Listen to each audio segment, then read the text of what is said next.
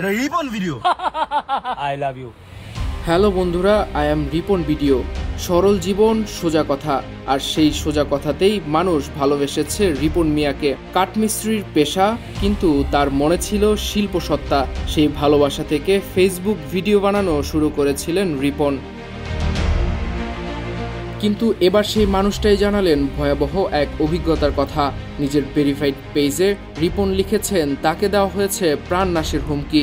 এমনকি কিছু টিভি সাংবাদিক অনুমতি ছাড়াই তার বাড়িতে ঢুকে পরিবারের ভিডিও নিয়েছেন, যদিও রিপন মিয়া কারো নাম উল্লেখ করেননি। পরিবারের মহিলা সদস্য ঘরে থাকা অবস্থায় সাংবাদিকরা ক্যামেরা নিয়ে ঢুকে পড়েন, কোনো অনুমতি নেয়নি। এমন আচরণে হতভম্ব রিপন মিয়া।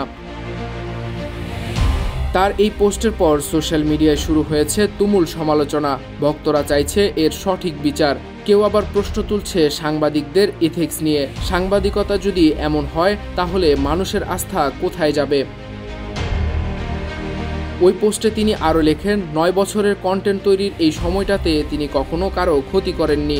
যে যখন ডেকেছে তখনই গিয়েছে।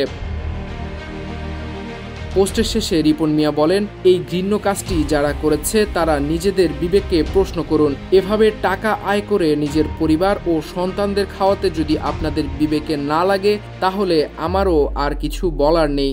সবাই ভালো থাকবেন, আমার জন্য দোয়া রাখবেন। নাইমুল ইসলাম, বিপ্লবী বার্তা। কি বন্ধুরা, ঠিক কিনা? এটাই বাস্তব। I love